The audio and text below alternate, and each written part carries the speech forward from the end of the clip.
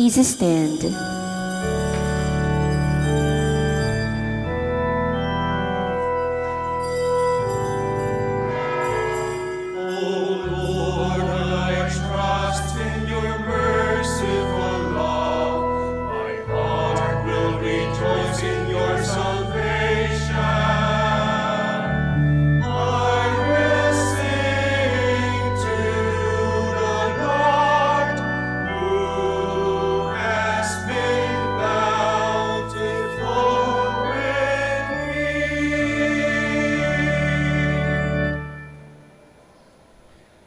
In the name of the Father, and of the Son, and of the Holy Spirit.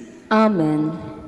Grace to you and peace from God our Father and the Lord Jesus Christ. And with your spirit. Brothers and sisters, dear friends, let us acknowledge our sins and prepare ourselves to celebrate the Holy Eucharist. Sagot po kayo ng malakas, ha? You were sent to heal the contrite of heart. Lord, have mercy. Lord, have mercy. You came to call sinners. Christ, have mercy. Christ, have mercy. You are seated at the right hand of the Father to intercede for us. Lord, have mercy. Lord, have mercy. May Almighty God have mercy on us, forgive us our sins, and bring us to everlasting life. Amen.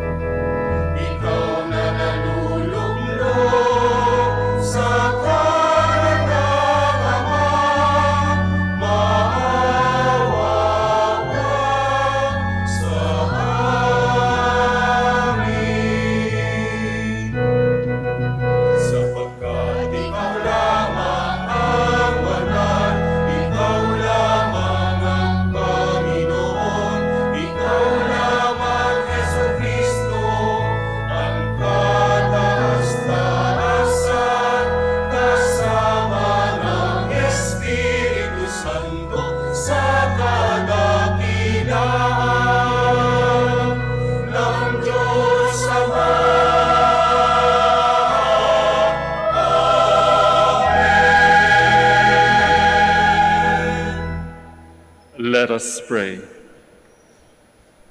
Grant, we pray, Almighty God, that always pondering spiritual things, we may carry out in both word and deed that which is pleasing to you.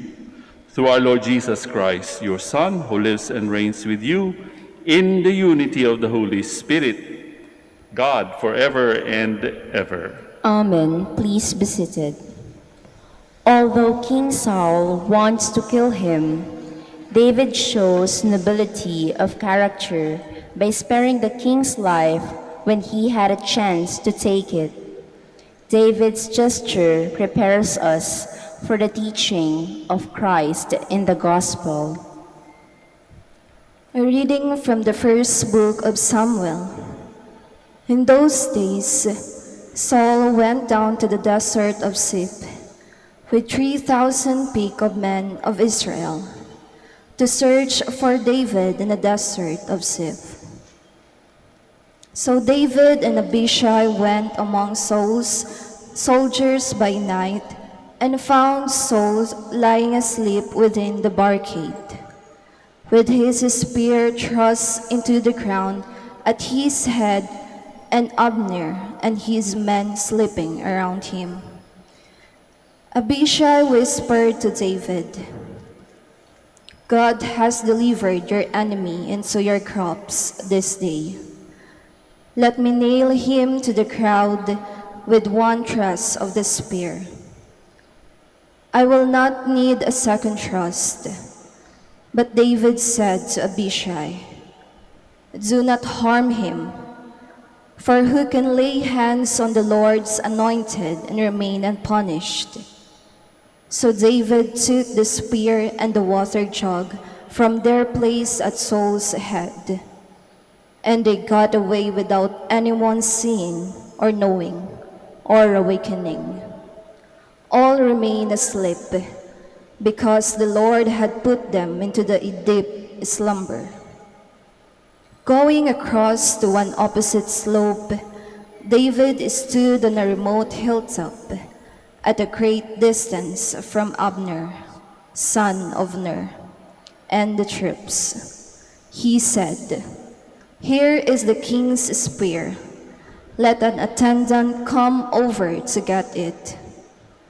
The Lord will reward each man for his justice and faithfulness.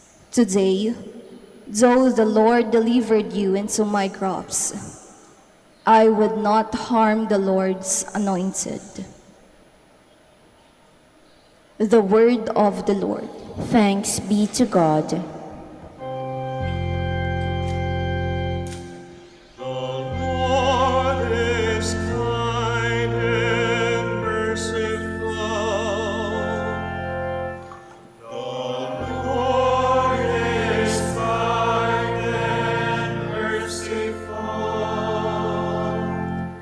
Bless the Lord, O my soul, and all my being. Bless his holy name.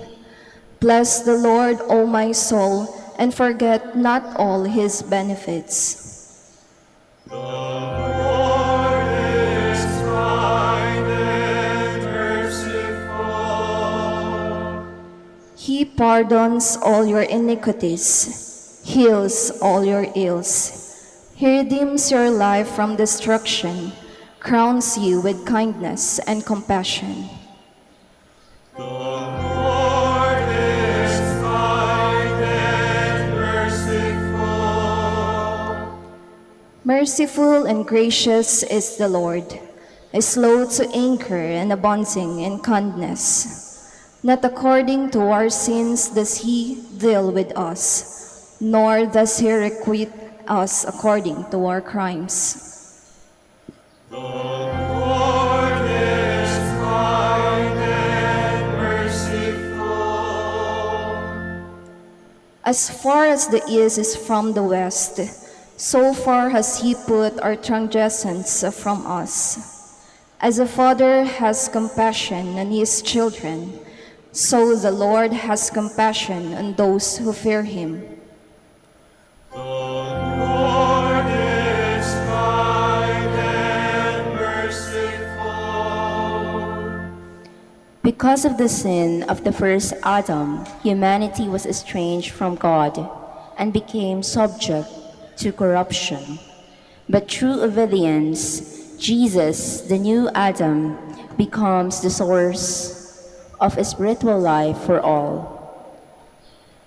A reading from the first letter of St. Paul to the Corinthians. Brothers and sisters, it is written, "The first man, Adam, become a living being. The last Adam of life-giving spirit. But the spiritual was not first, rather the natural and then the spiritual. The first man was from the earth, earthly. The second man from heaven. As was the earthly one, so also are the earthly. And as is the heavenly one, so also are the heavenly. Just as we born the image of the earthly one, we shall also bear the image of the heavenly one. The word of the Lord. Thanks be to God. Please stand. Alleluia, alleluia, alleluia.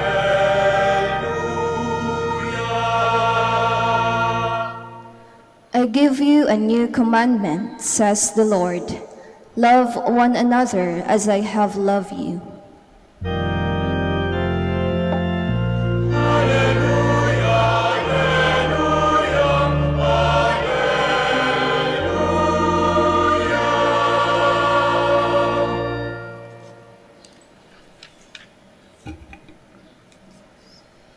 The Lord be with you. And with your spirit. A reading from the Holy Gospel according to Luke. Glory to you, O Lord.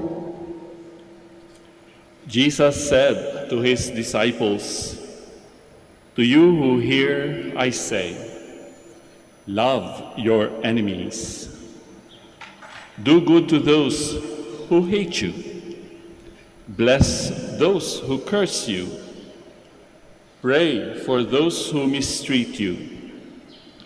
To the person who strikes you on one cheek, offer the other one as well. And from the person who takes your cloak, do not withhold even your tunic. Give to everyone who asks of you, and from the one who takes what is yours, do not demand it back. Do to others as you would have them do to you. For if you love those who love you, what credit is that to you? Even sinners love those who love them. And if you do good to those who do good to you, what credit is that to you? Even sinners do the same.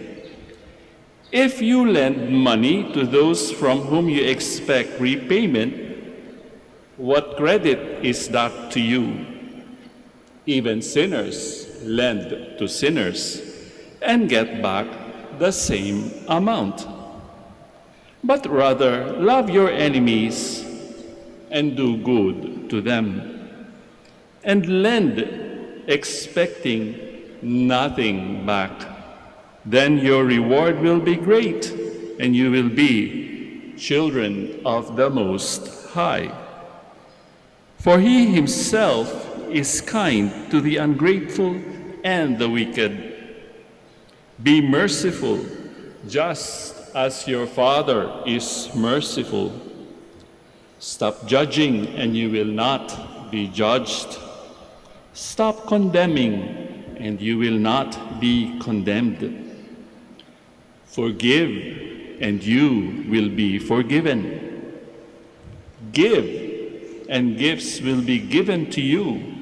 A good measure, packed together, shaken down, and overflowing will be poured into your lap.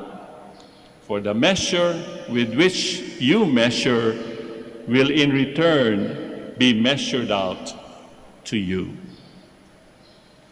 Dear friends, sisters, and brothers, the Gospel of the Lord. Praise to you, Lord Jesus Christ. Please be seated. Magandang hapon po sa inyong lahat na naririto sa Minor Basilica of Our Lady of the Rosary of Manaoag at doon din sa ating mga kapatid na sumusubaybay via live stream. Welcome.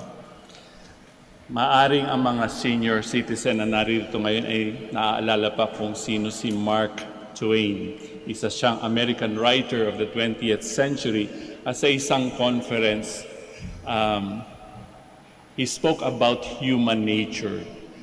At sa Amerika, siyempre may snow, may yelo. Sabi niya, kapag ka daw ikaw ay nakakita ng isang tuta sa labas at umuulan ng yelo, kapag ka daw yun ay niligtas mo yung asong yun o yung tutang iyon at pinaliguan mo ng maligamgam na tubig at pinakain mo at ginawa mo siyang komportable, nilagay mong malapit sa mainit na bagay o sa heater, hindi ka kakagatin ng tutang iyon. At ang sabi niya, doon sa mga nakikinig sa kanya, sa kanyang audience, that is the difference between dogs and human beings. Ibig sabihin, kapag binigyan mo siya ng kabutihan, hindi kanya kakagatin. Pero may ibig sabihin yun, di ba? Ibig sabihin, ang mga tao, kahit na binigyan mo ng magandang bagay, pinakain mo na't lahat, minahal mo na't lahat, binihisan mo na't lahat, pwede ka pa ring kagatin. Kaya walang tumawa sa kanyang sinabi. But what Mark Twain is saying is if you have a cynical notion of life, kung medyo nega ang pagtingin mo sa buhay, what you do is you kind of pick and choose. Depende kasi sa karanasan mo sa buhay. Nagiging nega lang naman ng isang tao kapag halimbawa siya ay naloko. Meron ba sa inyo dito hindi pa naluloko ng kapwa-tao niya? Kadalasan ang dami, di ba? Lalong-lalo na ngayon. Kakatapos pa lang ng Valentine's Day, kala mo mahal ka, tapos bigla kang ginost, nawala bigla. O halimbawa na lang sa mga mag-asawa, paano kung iniwan ka from out of the blue? Ang sakit, di ba? Mamahalin mo na sana, ibibigay mo na sana pati buhay mo. Tapos biglang nawala at naglaho. Napakasakit, Kuya Eddie. Di ba? Yan ang sinasabi natin. Masakit talaga. That is painful. Kapag nawala na yung trust. Di ba? In many ways, you have to kind of ease yourself in human relationships and be very careful whom you make friends with. Kailangan mapili ka na. Ayaw mo nang maloko another time. How many times would you want to be fooled by another human being? But that is the way life is. We have our little group of friends. When we invite people to parties, it's always our friends, the people we more or less know. We do something together always with people we know. Mga katulad natin. Those that are kind of far away, those whom we find strange, kakaiba, wala tayong panahon sa ganong tao, di ba? Basically, hindi tayo mapagtiwala. We don't trust one another. Gaya halimbawa dito sa simbahan, medyo bumaba na ho yung alert level natin sa 2. Dati 3 sa isang pew, ngayon pwede ng 4. May distansya pa rin. Pero nagtitiwala ba kayo sa mga katabi nyo? Hindi kaya kukunin ang inyong bag o kung ano man ang gamit nyo. Di ba? Minsan nasa back of our minds yan eh. We are not so trusting. Why? Because also of our past experience. And yet today we are being challenged by Jesus. You have heard that it was said, you shall love your neighbor and hate your enemy. Ba't ko nga ba mamahalin yung hindi naman ako minamahal? Logical naman, di ba? Kung mahal mo, mahal ka, okay lang. Di ba? Tama po ba ako? Kung hindi ka naman minamahal, kung baliwala ka naman sa buhay niya, ba't mo siya mamahalin? Di ba? You don't get anything in return. And yet, that is what the Lord is telling us. Love your enemies. Yan nga ang challenge eh. That is what makes a Christian different from non-Christians. Madali bang gawin yung love your enemy? Meron ba ditong walang kaaway? Kahit si Father, meron ding kaaway. Kaaway in the sense na hindi naman ako papatay. I haven't reached that stage, no? Pero human being. I'm also a human being. I also get angry. I also get hurt. I also feel pain. Diba? Just like most of us. Nasasaktan at nasasaktan tayo. At kapag tayo ay nasaktan, o kagaya rin naman ng aso, di ba? Pag natapakan mo sa buntot, ay mangangagat. Natural lamang yun. It is human nature. And yet, why are we to forgive? Bakit kailangan natin magpatawad? The answer is, all life is sacred.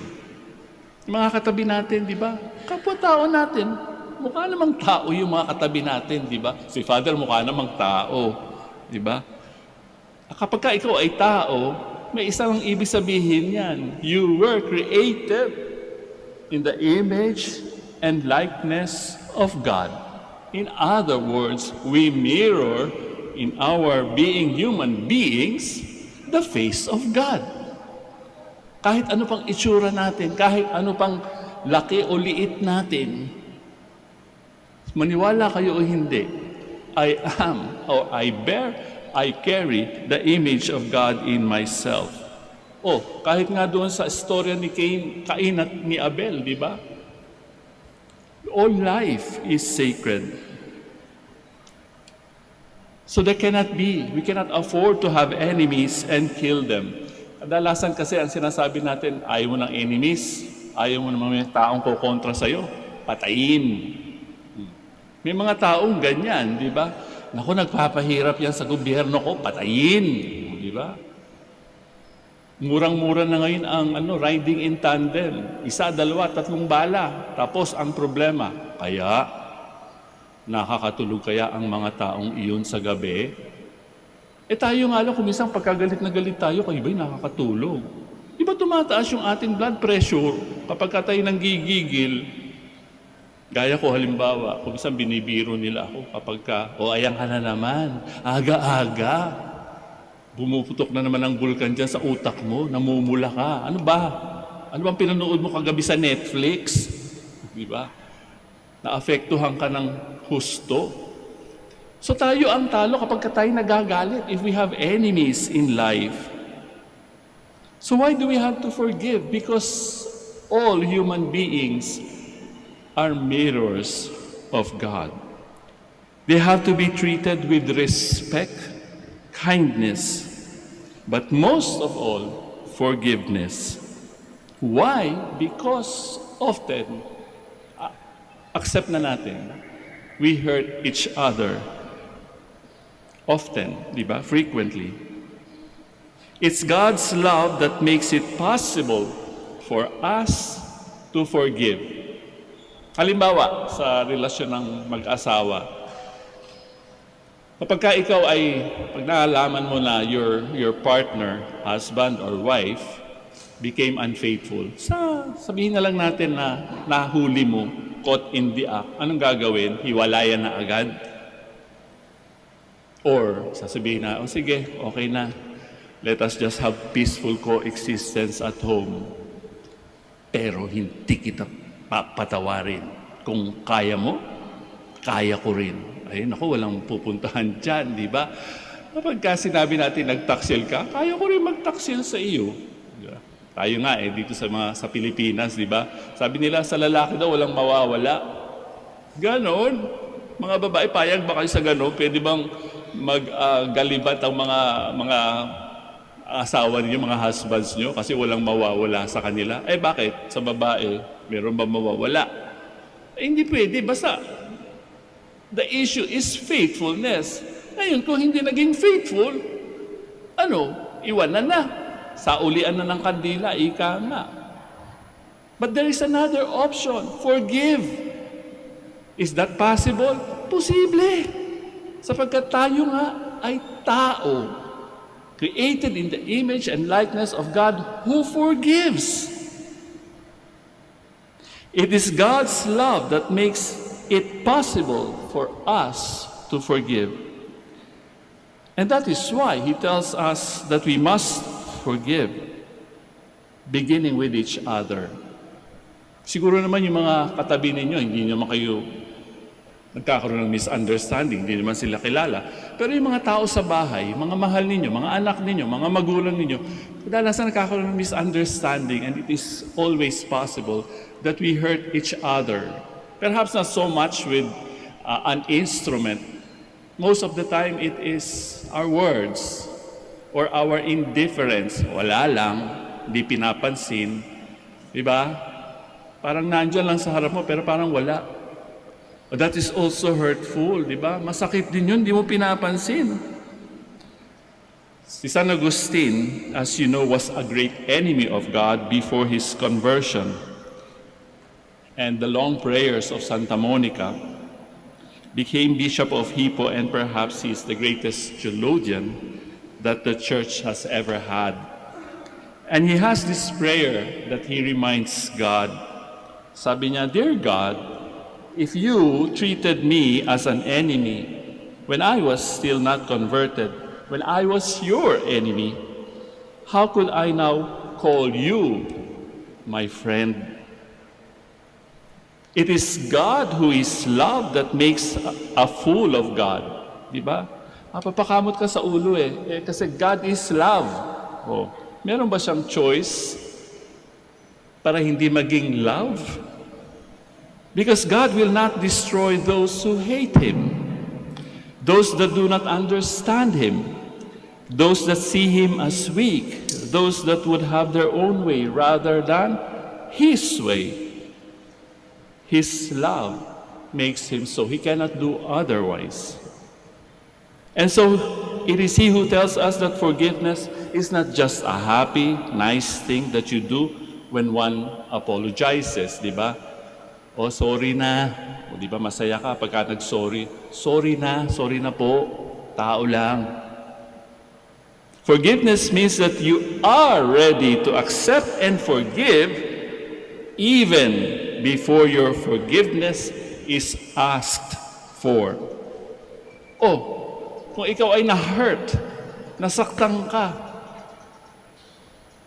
anong gagawin? You will lick your wounds? Will you always think about that hurt? O kahit hindi pa nagsosorry, patawarin na, huwag nang pahabain ang trahedya ng buhay. Life is already difficult. Let us not make it more difficult. Lalong-lalo na kung partner mo, lalong-lalo na kung asawa mo, lalong-lalo na kung anak mo, lalong-lalo na kung kapitbahay mong pakialamero. Ano, di ba? Patawarin na.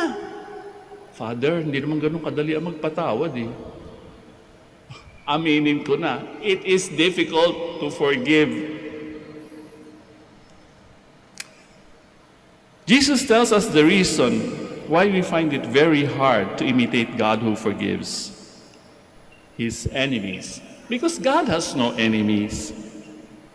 God has made us also sacred.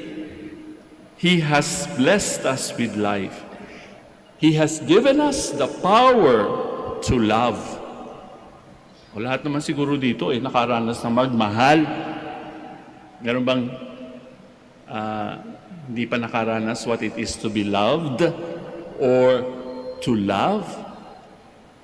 The fact that we are in this world means minahal tayo. Kahit yung nanay natin, kahit anong itsura natin. Even if we have the face only a mother could love, minahal tayo. Totoo po yan. Wala tayo sa mundong ito kung hindi tayo minahal. And yet that love is not our love. It is God's love. It is not our life. It is God's life. And God continues to wait for us. He prays for us to turn around and understand and to come home. Because we are all His children. O mamaya sa Our Father, di ba? Pag nagdadasal tayo, Our Father, o my Father, your Father, our Father. Ano ibig sabihin noon? O di may isa tayong pinanggalingan. At if we are able to love and forgive from the bottom of our hearts, sino bang naglagay ng seed na yan sa ating kalooban, sa ating mga katauhan, sa ating pagkatao. It is God. Perhaps if there are people around us who make life uncomfortable, people we find annoying, nakakasuya, di ba? Parang laging kontrabida sa ating buhay. Palagay ko dapat intindihin natin sila. Why are they so annoying? Di ba? Bakit ba sila nega? O baka naman tayo, di ba?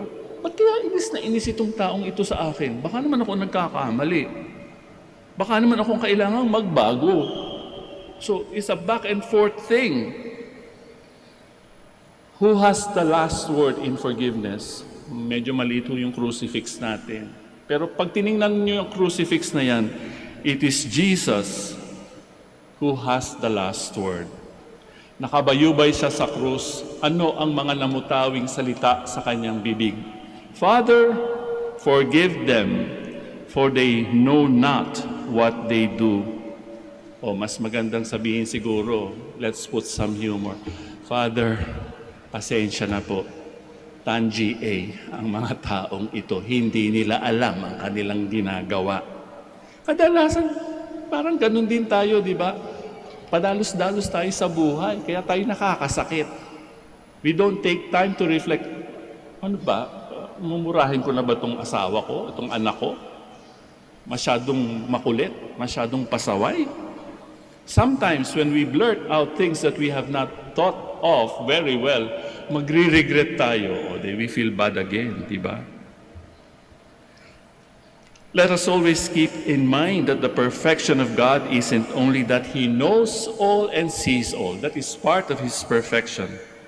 But according to the Jews, the perfection of God also includes His ability to forgive, because it is only God who forgives. It is a perfection of God. No matter what happens, He forgives. So kung tayo ay salamin ng Diyos, created in His image and likeness, we have to forgive. No choice, no excuse. Kaya sa hapong ito, sa ating misa, kanina, bago tayo nagsimula, we had to be sorry for our sins, di ba? Lord, have mercy. Christ, have mercy. Lord, have mercy. Sa palagay nyo, alam ko na andito, karamihan ay naandito to ask for some favors from Our Lady of the Rosary of Manaoag. May mga minimithi silang sagutin ng Panginoon ang kanilang mga intentions, ang kanilang particular intentions, whatever they may be. But, if there is somebody in your life, andyan pa sa puso ninyo, who disturbs you, maaring hindi kayo nakakatulog sapagkat hindi nyo pa napapatawad, ba, sino kaya ang talo? Yung bang taong iyong hindi nyo napapatawad? O kayo? Hindi ko naman sinasabi ngayon na mahirap talaga magpatawad. But we can always start. And this is the best time to start. Ipagdasal natin yung mga nagpapahirap sa ating buhay. Asawa nyo, boyfriend, girlfriend nyo, anak nyo, magulang nyo, tatay, nanay nyo, kapitbahay nyong makulit. Sino ba? Is there one person in your life whom you cannot forgive? Isipin natin sila. Hindi lamang yung ating mga intentions. At palagay ko, kapag nagawa natin yun, simula one step. The first step is for them to be forgiven by you. O kung halimbawa, tayo naman, may naalala tayo, naku, nasaktan ko si ganire o si ganito. Pagdasal din natin yung mga nasaktan natin. Di ba? O para mauuwi tayo lang maaliwalas ang ating pakiramdam. Our conscience is clear. We will have no burdens going back home. Pag-isipan natin yan, ha, mga kapatid. If there is one person that we have to pray for, it could be the persons we have hurt or the persons that we should ask forgiveness from.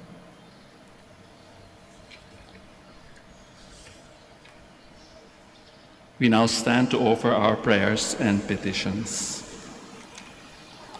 Let us pray to the Father that we may truly become His sons and daughters, who are called to mirror His mercy and compassion to everyone. So for each intention we are going to say, lakas natin ho, Lord of mercy, hear our prayer. Lord of mercy, hear our prayer.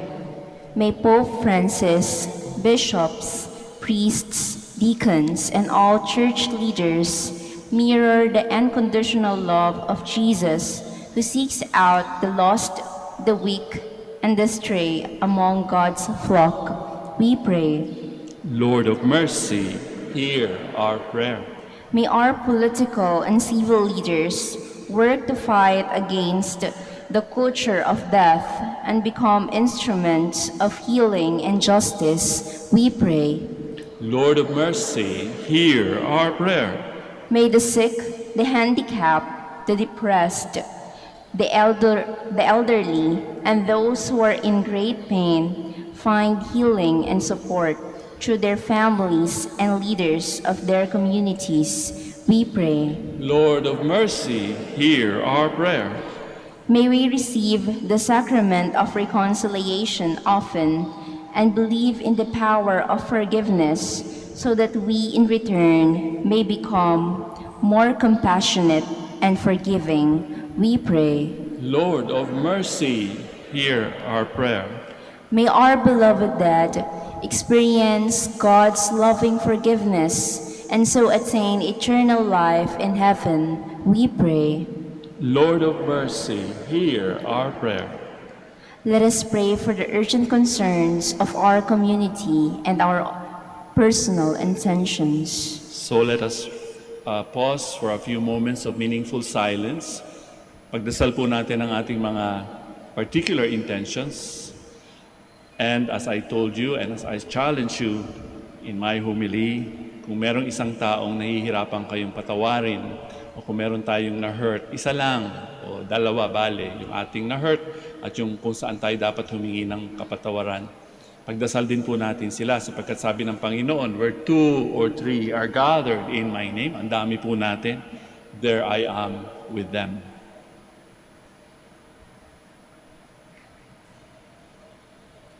For these intentions we pray. Lord of mercy, Hear our prayer. Listen to the prayers of your children gathered here, Lord. Grant us the capacity to forgive from our hearts, so that we may be one with you who live and reign forever and ever. Amen. Please be seated.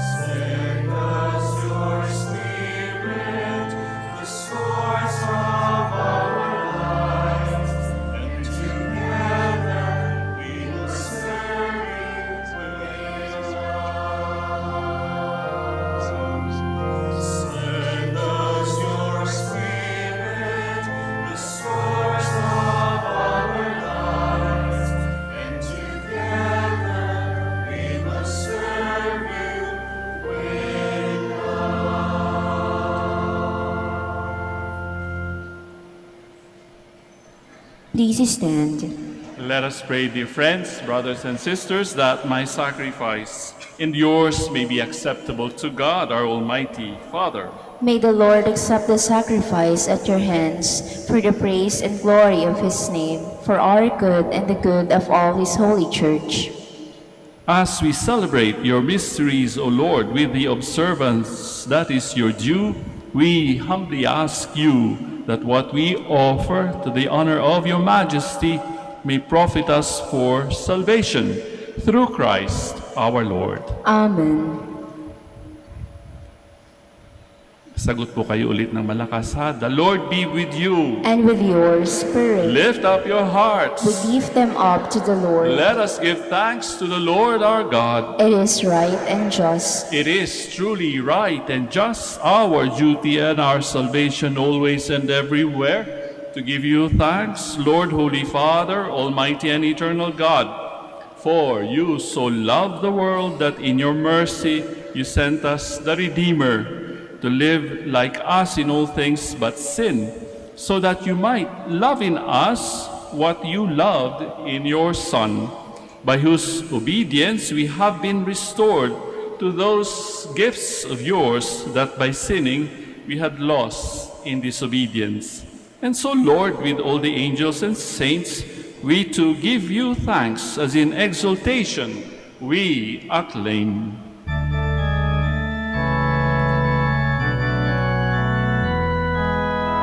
Santo, Santo, Santo, Panginoong Diyos ng mga hukbo, napupuno ang langit at lupa ng kadakilaan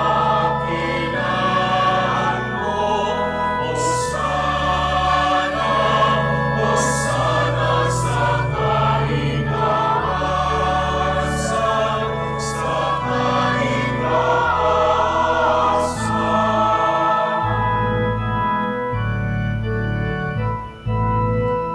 Bilang palang naparirito sa ngalan ng Panginoon.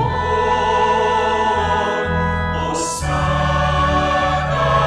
Hosana sa kaitaasan, sa kaitaasan, sa kaitaasan.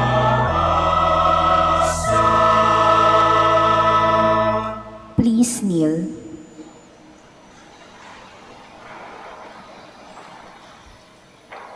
You are indeed holy, O Lord, the fount of all holiness. Make holy, therefore, these gifts, we pray, by sending down your Spirit upon them like the dewfall, so that they may become for us the body and blood of our Lord Jesus Christ. At the time he was betrayed and entered willingly into his passion, he took bread, giving thanks, broke it, gave it to his disciples, saying, "Take this, all of you, and eat of it. For this is my body, which will be given up for you."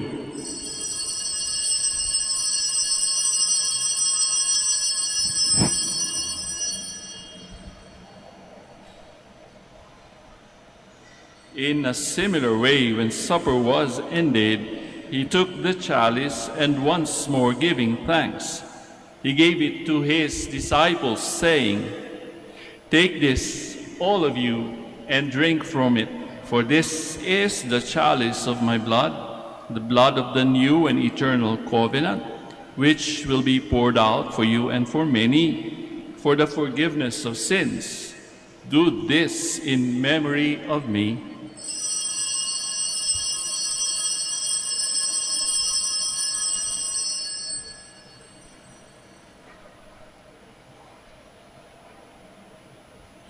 The mystery of faith. When we eat this bread and drink this cup, we proclaim your death, O Lord, until you come again. Therefore, Therefore, as we celebrate the memorial of his death and resurrection, we offer you, Lord, the bread of life and the chalice of salvation, giving thanks that you have held us worthy to be in your presence and minister to you. Humbly we pray that partaking of the body and blood of Christ, we may be gathered into one by the Holy Spirit. Remember, Lord, your church spread throughout the world, and bring her to the fullness of charity, together with Francis, our Pope, Socrates, our Bishop, Fidelis, his assistant bishop, and all the clergy. Remember also our brothers and sisters who have fallen asleep in the hope of the resurrection, and all who have died in your mercy. Welcome them into the light of your face. Have mercy on us all, we pray, that with the Blessed Virgin Mary, Mother of God, Saint Joseph, her spouse, the blessed apostles, Saint Dominic, and all the saints who have pleased you throughout the ages, we may merit to be co-heirs to eternal life, and may praise and glorify you through your Son, Jesus Christ. Through him, and with him, and in him, O God, Almighty Father, in the unity of the Holy Spirit, all glory and honor is yours, forever and ever.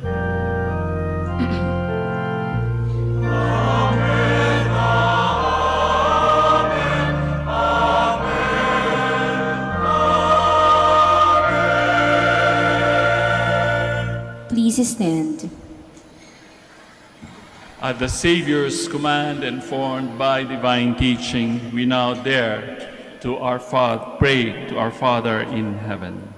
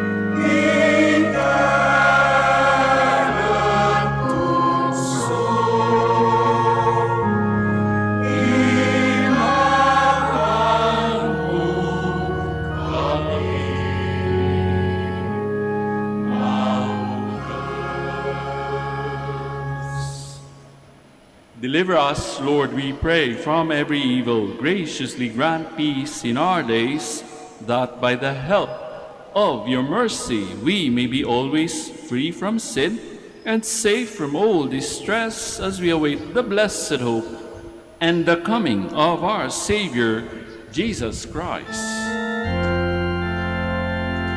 For the kingdom, the power, and the glory are yours, now and forever.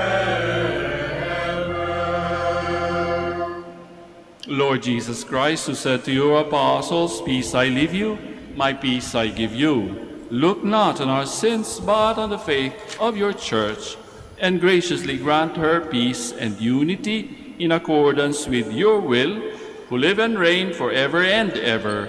Amen. The peace of the Lord be with you always. And with your spirit. Let us now offer to one another Christ's sign of peace. Sa inyo po lahat, peace be with you.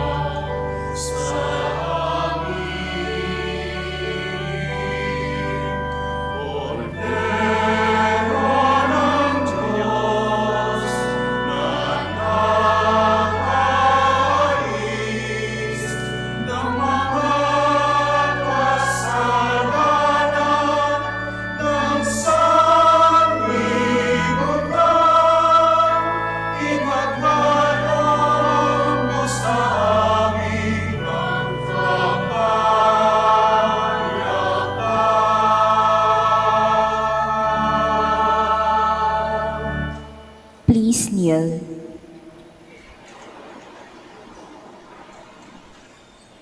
Behold the Lamb of God. Behold him who takes away the sins of the world.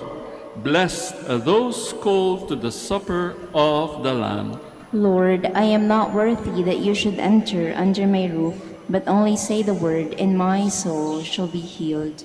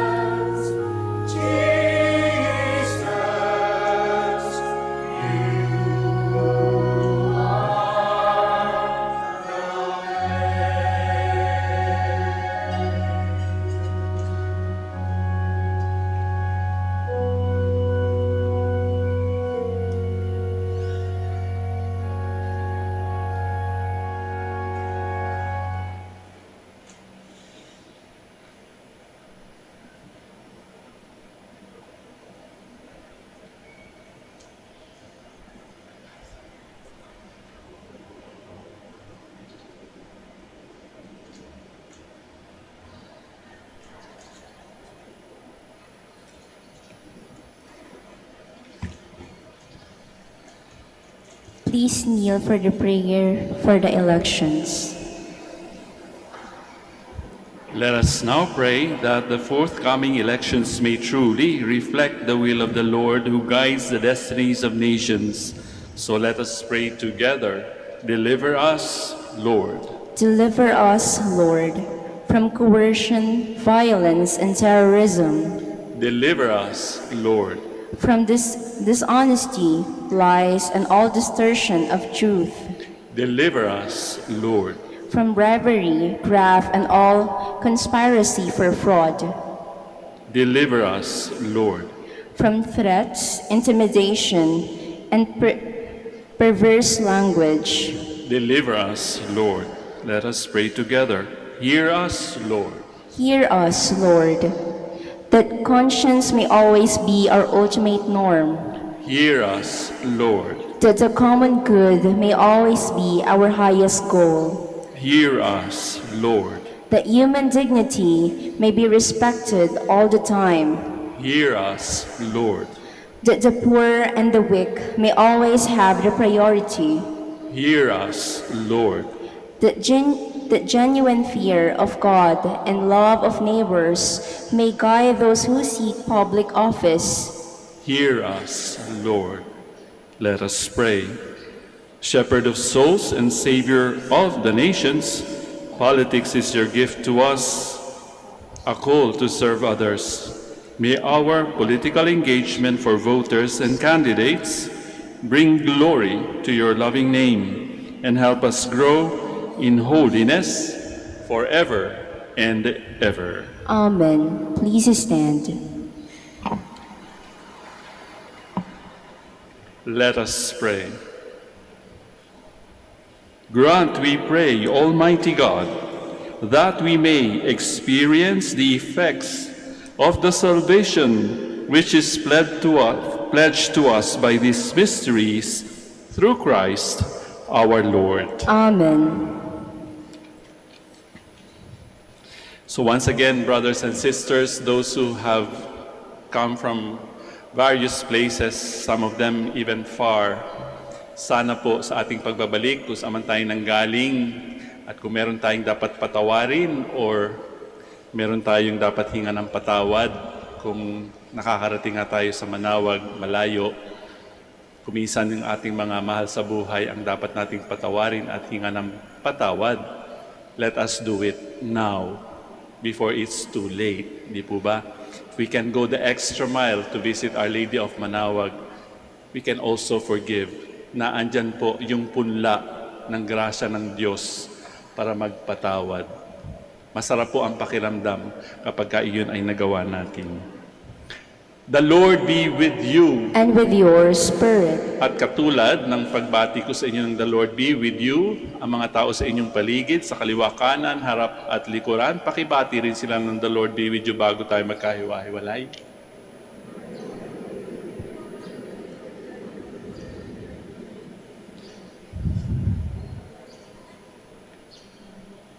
And may Almighty God bless you all, the Father, the Son, and the Holy Spirit. Amen. We have offered the Eucharist. We go in peace, glorifying the Lord with our lives. Thanks be to God. We shall now have the prayer for the blessing of the sick. Sorry ha. O sige na nga, palakpak na ho kayo, pero hindi ho para kay Father yon, para sa Diyos yon, ha? Sensya na, I have to explain something. Ayaw po kasi ni Bishop na pumapalakpak tayo, pero alam naman ho namin, batid naman namin yun na hindi yun para kay Father, kundi para sa mahal na biren at sa Diyos. One more time for them.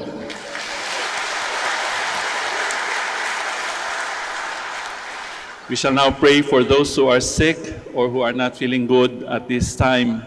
God, our Almighty Father, by your blessing, you give us strength and support in our frailty. Turn with kindness toward our sick brothers and sisters. Free them from all illness and restore them to good health. Through the intercession of Our Lady of the Rosary of Manaoag, so that in the sure knowledge of your goodness, they will gratefully bless your holy name. We ask this through Christ our Lord. Amen. In memory of the mysteries of the life, death, and resurrection of our Lord Jesus Christ, and to the honor and glory of the Blessed Virgin Mary, Mother of Christ, Mother of the Church, Our Lady of the Rosary of Manaoag, may these rosaries, images, candles, oil, and other religious articles be blessed and made holy in the name of the Father, and of the Son, and of the Holy Spirit. Amen. Amen.